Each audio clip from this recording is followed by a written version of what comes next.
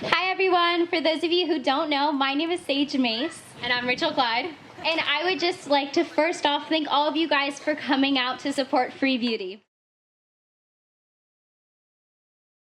So in my freshman year of high school, one of my teachers had us do a research project, and there was a list of topics for us to choose from, and one of the topics was human trafficking. We both just learned a lot about modern day slavery and what that means, and how prevalent it is in our products. And I had kind of like the bare minimum amount of knowledge on what human trafficking is. And so the more I started researching, the more I realized how much action needs to be taken to begin to see human trafficking eliminated. And so I think when it first hit me that I needed to do something was when I found out that there's 32 million slaves, and I couldn't even begin to grasp the concept that there's girls my age and boys my own age who are being enslaved and don't have an education or any of the privileges that come with living in an affluent city such as the one that we live in. We just both kind of felt like we wanted to do something more than just talk about it. There's only 2 people working within our nonprofit, so me and Rachel Clyde, and we're both the co-founders.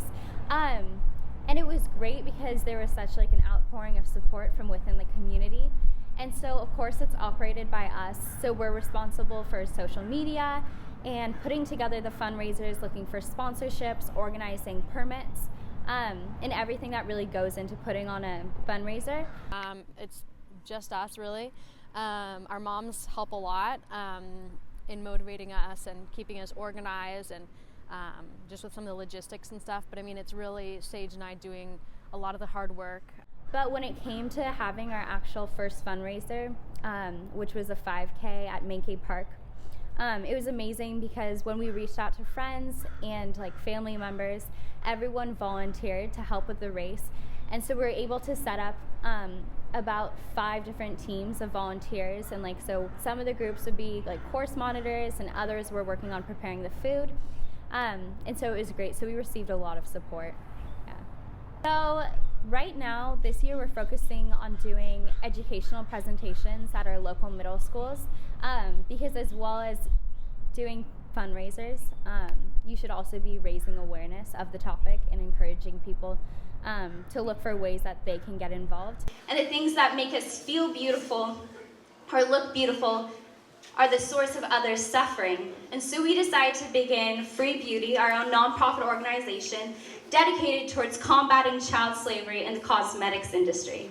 And so for the educational presentations, it's a lot of constant emailing and phone callings. And so I've been in communication with multiple principals. And so right now I've been emailing back and forth with the principal at Hall Middle School. So hopefully we have that happening on the horizon. And yeah, so there's just so much emailing back and forth. And we spoke at the Worldwide Women Festival in San Francisco. And so we had an exhibit there. And that entailed us getting visuals organized, so printing out visuals, putting together pamphlets, and different activities so that we could best get the information across to girls who are younger in ages. Yeah. So who do you end up helping? So who, I guess, benefits? What are kind of the goal when with your organization? When you right. So our mission statement of Free Beauty is combating child slavery in the cosmetics industry. And so we're directly helping people who have been enslaved in the mines of Jharkhand, India. And so that's a province located in India where thousands are enslaved working to mine for a mineral called mica. And so mica is this sparkly mineral that then goes into bronzers, blushes, eyeshadows, sunscreen, nail polish, and so many more cosmetics that you'll just find in this store. And so it's just amazing because we're partnered with another nonprofit called Made in a Free World. And within that nonprofit, they have so many resources. And so they work with a man in India where he has a team of volunteers working. And so he actually was a former Nobel Peace Prize winner. And so then they work to develop safety villages. So once children come out of slavery, then they can be transferred into safety villages where they receive an education and are essentially reintroduced into society so that they can go on to thrive and break that cycle of poverty. So last year we focused on fundraising through our main fundraiser, which was the Run for Free Beauty, and that was a 5K event. And it was amazing because we had 130 participants and we had a guest speaker from Made in a Free World. But this year we're focusing on doing educational presentations within middle schools. And so we recently just did our first presentation at Kent Middle School, and we'll also be doing one at Hall Middle School, San Domenico, and hopefully one other middle school in San Rafael.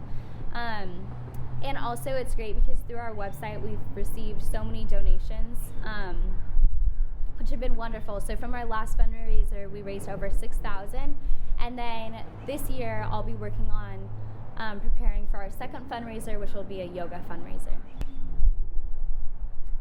I think like for people like myself who are getting involved, just like don't get intimidated, because that's been the biggest problem for me, because oftentimes when you go to get those permits, sometimes adults won't want to take you seriously because you're a teen and they don't realize like how determined I am, and how much work I'm willing to put into it. And so especially with the permit process and getting sponsorships, oftentimes people will put you off, so you just have to keep on like pushing forward. And even if you sound like a bit annoying, just like keep on placing those phone calls, keep on emailing, and don't stop until you get it done, because that's the only way that progress is going to be made. The most important thing to me is like raising awareness, and making sure that people become interested and want to make a difference, because I think that there's like this huge problem, especially within our youth, where we think that like one person like us working won't make a difference. And like that is so wrong, because like it is just me and Rachel, and we raised over $6,000 with one fundraiser. So if you just think about that and you break it down, like we could be raising like millions, no problem. And so it just like, I think that's just, oh God, I could go like on and on forever, but it's like so many of us within Marin County have been like born into this affluent society. So it's like we need to like take responsibility and take advantage of that, and like use our own opportunity to create opportunity for others. So